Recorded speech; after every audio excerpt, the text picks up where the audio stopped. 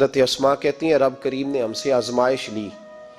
دوسرا دن تھا، حضور کو غار ثور میں گئے تو ابو جہل دروازے پہ آیا، بہت سارے کفار اس کے ساتھ تھے۔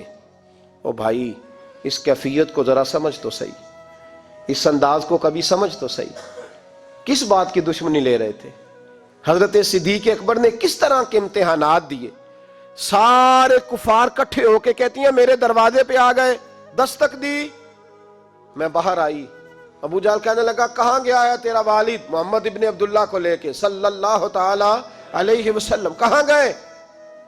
جناب اسما کہتی ہیں اب میرے لیے بڑی مشکل ہو گئی، جھوٹ بولتی ہوں تو شریعت نہیں بچتی، سچ بتاتی ہوں تو وفا نہیں بچتی، کدھر جاؤں؟ کہتی ہیں پیروں میں زنجیریں ہیں، غلط بات کیسے کروں؟ اس نے پھر پوچھا، بولتی کیوں نہیں، کہاں گئے؟ میں خاموش تھی۔ تیسری بار پھر پوچھا، کہاں گئے ہیں وہ؟ جناب اسما کہتی ہیں میں نے فیصلہ کر لیا، شریعت بھی بچانی ہے، وفا بھی بچانی ہے، دونوں چیزیں بچیں گی، بولو کہاں ہے؟ یہاں تو لوگ مرد ہو کے دین کے لیے نہیں ڈٹتے، اور ایک منٹ کے لیے بھی عقیدے پر مسلک پر ڈٹنے کو تیار نہیں ہوتے۔ لوگ دیکھتے ہیں مجلس کس طرح کی، اس طرح کا رنگ اختیار کر لیتے ہیں۔ جناب اسما ڈٹ گئی، جناب صدیق اکبر کی صاحبزادی، اور کہتی ہیں ابو جہل نے جب کہا نا بتا کہاں ہے، فرماتی ہیں پتہ نہیں خدا نے مجھے کتنی قوت عطا فرمائی، میں بولی اور بول کے کہا میں ابو بکر صدیق کی بیٹی ہوں، میں جھوٹ نہیں بول سکتی۔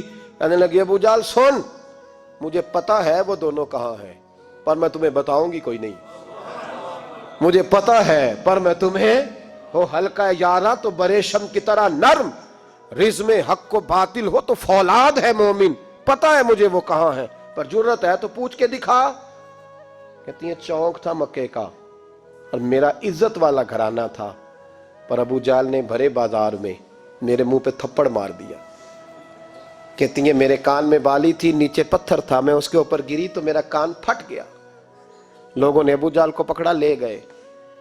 فرماتی ہیں وہ آزمائش بھی میں نے دی، امتحان بھی دیا، پھر میں اندر آئی اور میں نے پھر اپنے اس بہتے ہوئے خون کو اپنے کپڑے کے ساتھ صاف کیا، منہ کو لپیٹا اور پھر میں کھانا پکانے لگی۔ کہتی ہیں اسی طرح کھانا پکایا، اسی طرح تیاری کی۔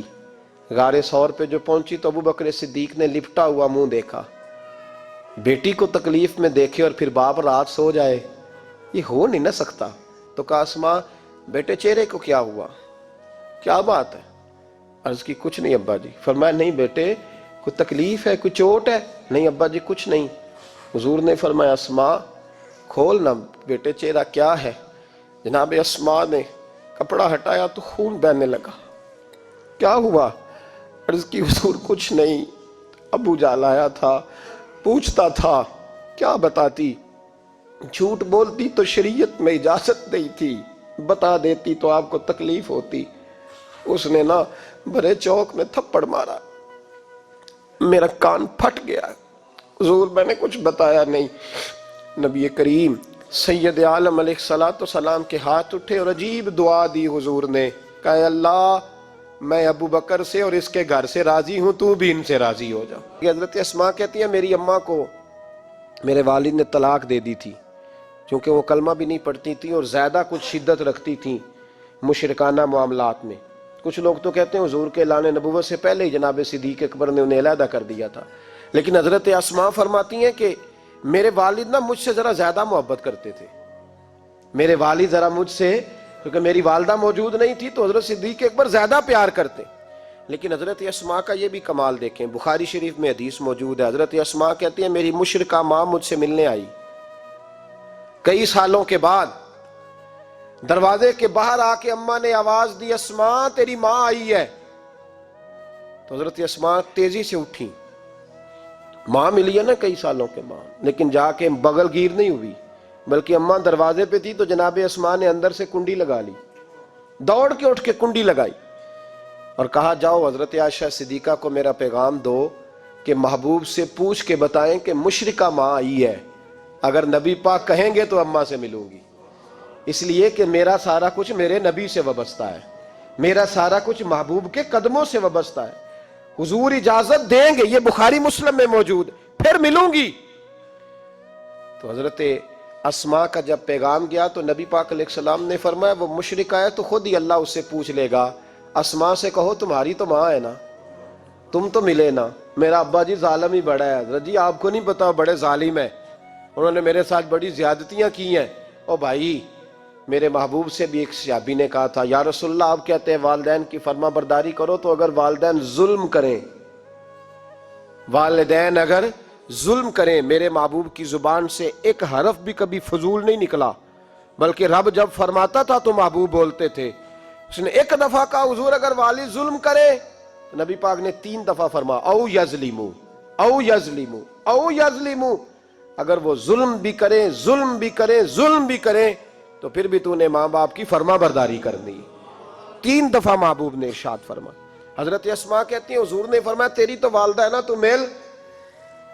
پھر پیغام بھیجا کہ یا رسول اللہ وہ کچھ تحفے بھی لائی ہیں، اگر اجازت ہو تو قبول کروں؟ فرمایا تیرے لیے اجازت ہے۔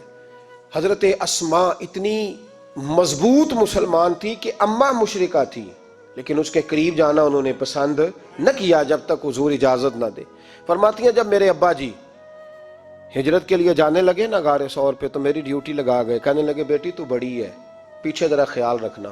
کہتی ہیں 60,000 دینار تھے گھر میں، والد گرامی جب گئے تو ہر چیز ہی ساتھ لے گئے، ایک پیسہ نہیں چھوڑ کے گئے۔ کہتی میرے دادا نابینا تھے حضرت ابو قحافہ، بعد میں مسلمان ہو گئے، وہ آئے اور آ کے کہنے لگے اسما تیرا ابا سارا کچھ لے گیا ہے، کچھ چھوڑ کے بھی گیا ہے۔ تو کہتی ہیں میں پریشان ہو گئی، کیا جواب دوں، دادا جی بوڑھے یہ تو احتجاج کریں گے۔ کہتی ہیں کہا نہیں نہیں بڑی خیر ہے، بڑا کرم ہے، کہا نہیں مجھے بتا کچھ چھوڑ کے گیا ہے، مجھے امید نہیں ابو بکر کچھ چھوڑ کے جائے گا، اور جب محمد ابن عبداللہ صلی اللہ علیہ وسلم پہ خرچ کرتا ہے تو ہر چیز ہی لٹا دیتا ہے، بتا کچھ چھوڑ کے گیا ہے۔ تو حضرت اسما کہتی دادا جی بوڑھے تھے تو مجھے تجویز آئی، میں جلدی جلدی سے اٹھی، چھوٹے چھوٹے روڑے میں نے کہ گھڑے میں رکھے، اس کے اوپر میں نے ٹاٹ ڈال دیا، میں نے کہا دادا جی پیسے ہیں، ان کا بازو تھام کے تو میں نے وہاں لگا دیا ٹاٹ کے اوپر۔ کہتی ٹاٹ کے اوپر لگایا، یہ نہیں بتایا نیچے کیا، میں نے کہا یہ دیکھیں، کہنے لگی اچھا اچھا ٹھیک ہے، میں نے یہ نہیں کہا پیسے ہیں، غلط بات بھی نہیں کی، اے دیکھیے۔ کہتی ہیں دادا جی کو تسلی ہو گئی، وہ مطمئن ہو گئے، وہ مطمئن ہوئے تو میری آنکھوں میں آنسو آ گئے، میں رو پڑی، میں نے کہا دیکھو رب کریم اس عمر میں مجھ سے کیسی خدمتیں لے رہا۔ جوان بیٹی، یہ ہمارا ہنستا بستا شہر ہے اور سارے اپنے ہیں ہم آپس میں، لیکن کسی کی جوان بچی اس محلے دار سے جس کو وہ بچپن سے جانتی ہے، کونے میں جوان بچی 20-22 سال کی اگر ماچس لینی چلی جائے تو شور ہو جاتا ہے، وہ بیٹی نکل آئی ہے جی، ابا جی شام کو گھر آئے تو محلے دار غیبت کریں گے، بیٹی تیری جوان وہاں کھڑی تھی آج سبزی لینے آئی تھی ماچس لینے، ابا درہ نکال لیتا ہے، بیٹی کیسے باہر چلی گئی؟ بھئی اپنا محلہ ہے، سارے اپنے لوگ ہیں، کیوں پھر بھی نہیں جا سکتی؟ کیسے گئی؟ 5413 فٹ اونچی غار ہے غار ثور، اور جب ہم وہاں جاتے ہیں تو تجربہ کار حاجی مشورہ دیتے ہیں، کہتے ہیں سویرے سویرے جانا فجر کی نماز کے وقت، ورنہ دوپہر میں جانا بڑا مشکل ہوتا ہے۔ 3 بوتلیں بغل میں پانی کی، رستے میں 4-5 جگہ جو ہے وہ بیٹھنے کی جگہ بنی ہوئی ہے، وہاں ڈھابے ہیں چائے کے، بوتل کے، پانی کے، رستے بن گئے۔ لیکن جب حضرت صدیق اکبر نبی پاک کو لے کے گئے کوئی رستہ نہیں تھا، دشوار گزار گھاٹی تھی، کہنے لگے محبوبہ آپ کو تکلیف ہوگی، آپ میرے کندھوں پہ بیٹھ جائیں، پبا پہاڑ قدم نہیں جے لاؤندا تے 100 پہاڑ تے چڑھیا جاندا، او پیا جاندا دے یار نبی دا، اے اصلی دلدار نبی دا۔ حضرت صدیق اکبر حضور کو لے گئے اور ڈیوٹی لگائی، فرمایا اسما میں نہیں چاہتا، پریشانی جتنی مرضی ہے، ایمرجنسی جتنی مرضی ہے، پر میری محبت گوارا نہیں کرتی کہ حضور سرکے اور کھجور پہ گزارا کریں، بیٹے تازہ کھانا پکا کے پہنچانا ہے۔ 5413 فٹ اونچی غار اور دن کو ڈر آئے، حضرت اسما کہتی ہے میں روز تازی روٹی پکاتی، کھانا تیار کرتی، جب دنیا سو جاتی تو میں پہنچا کے آتی۔ کون حضرت ابو بکر صدیق کی محبت کا اندازہ کرے گا؟ کون اس گہرائی تک جائے گا؟ حضرت اسما کہتی ہے ایک دن کپڑا ہی کوئی نہیں تھا گھر میں، عورتیں نا سینہ بند باندھا کرتی تھی، عرب کے لوگ کھلے کپڑے پہنتے تھے تو کمر بند باندھتی تھی، اسے نتاق کہتے تھے۔ حضرت اسما کہتی ہے میں نے اسے پھاڑا، آدھے میں روٹی باندھ لی اور آدھا میں نے کمر کے ساتھ باندھ لیا، جب لے کے گئی نا، یہ بخاری ہے، تو حضور نے دیکھا، حضرت ابوبکر نے دیکھا کہ بیٹے یہ تو سینہ بند ہے. کہ ابا جی آدھا وہاں ہے آدھا میں نے باندھا ہوا ہے. تو محبوب نے فرمایا تو ذات النطاقین ہے، تو دو کمر بند والی ہے. فرماتی ہیں میرا نام ہی پڑ گیا اس سے، دو کمر بند والی. حضرت اسماء روز کھانا پہنچاتی. حضرت اسماء بنت ابی بکر صدیق رضی اللہ تعالی فرماتی اس انداز میں قربانیاں دیں. پھر ایک وقت آیا، فرماتی ہیں میرے گھر میں دولت تھی، مال تھا، میں نے بڑا کچھ دیکھا تھا، لیکن میرے لیے رشتہ آیا نبی پاک کے پھوپھی کے بیٹے کا، حضرت زبیر بن عوام. یہ حضور کی پھوپھی کے بیٹے بھی ہیں، اور جو 10 صحابہ کو حضور نے جنت کی بشارت دی اس میں بھی شامل ہے. حضور نے فرمایا میرا حواری ہے زبیر بن عوام، اور 10 مبشرہ صحابہ میں شامل ہے. لیکن گھر میں غربت تھی، تنگ دستی تھی، مجبوری تھی. جناب اسماء کہتی ہیں میرے ابا جی نے کہا بیٹا تیرے لیے رشتہ آیا ہے. میں نے کہا کس کا؟ کہا حضور کی پھوپھی کے بیٹے زبیر بن عوام کا. کہتے میں نے تھوڑی دیر کے لیے سوچا کہ وہاں تو بڑی غربت ہے. تو جناب صدیق اکبر نے اگلا جملہ کہا، فرمایا تمہیں پتہ ہے رشتہ بھیجا کس نے؟ کہا ابا جی کس نے؟ کہا مصطفیٰ کریم نے. جناب اسماء کہنے لگی پھر آپ کو مجھ سے پوچھنا نہیں چاہیے تھا، پھر حضور نے پسند کیا ہے، محبوب نے، اتنے میرے نصیب. حضرت اسماء کہتی ہے میں اس گھر سے گئی تھی جہاں 3 غلام ہر وقت ہوتے تھے، اور یہ بخاری مسلم میں آپ کو ملے گا. بیٹیوں کی تربیت ہم کرتے ہیں تو کہتے ہیں اوہ سسرال میں کام کرنا پڑتا ہے، سویرے اٹھنا پڑتا ہے، ایسے کرنا پڑتا ہے. سنو جناب صدیق اکبر رئیس مکہ اور مدینہ کی بیٹی فرماتی ہیں میں جب زبیر بن عوام کے گھر میں گئی تو میں آٹا بھی گوندتی تھی، میں کپڑے بھی دھوتی تھی. محبوب نے میرا رشتہ کرایا نا. فرماتی ہیں میں چکی بھی پیستی تھی.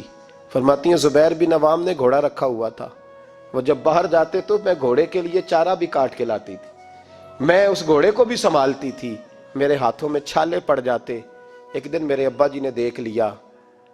ابو بکر صدیق بڑے پریشان ہوئے. کہتی ہیں انہوں نے جا کے محبوب کی بارگاہ میں عرض کی حضور اگر آپ اجازت دیں تو میں زبیر کو ایک غلام نہ دے دوں، میری بیٹی کام کرتی ہے، اس کے ہاتھوں میں نے چھالے دیکھیں، ایک غلام نہ دے دوں. ڈائریکٹ حضرت زبیر بن عوام سے نہیں کہا کہ تو اتنا کام کراتا ہے، جھگڑا نہیں کھڑا کر دیا. کہتی ہیں ایک غلام حضور کے ذریعے جناب ابو بکر صدیق نے بھیجا. اب وہ باہر کے کام سنبھالنے لگا، گھوڑے کو چارہ ڈال دیتا، کچھ سودا صرف لا دیتا. کہتی مجھے یوں لگا جیسے میں آزاد ہو گئی ہوں. غربت بھی تھی. زبیر بن عوام نیک بڑے تھے پر طبیعت کے ذرا سخت تھے. ایک دن ابا جی آئے تو میں نے کہا حضور اور تو کچھ چیز نہیں چاہیے، تھوڑی سختی ہے طبیعت میں. تو کہتے ہیں میرے والد نے یہ نہیں کہا میں پوچھوں گا، میں حضور سے بات کروں گا. کہنے لگے بیٹی صبر کر، بیٹی صبر کر، تیرا خامد نیک ہے، اگر تو اس کی رضا میں دنیا سے گئی تو رب تجھے بغیر حساب جنت عطا فرما دے گا. اور خامد کی پرہیزگاری بھی تو دیکھو نا بھائی، صرف دولتوں کی ضرورت ہے، صرف ان چیزوں کی ضرورت ہے، اس کی پرہیزگاری بھی دیکھو.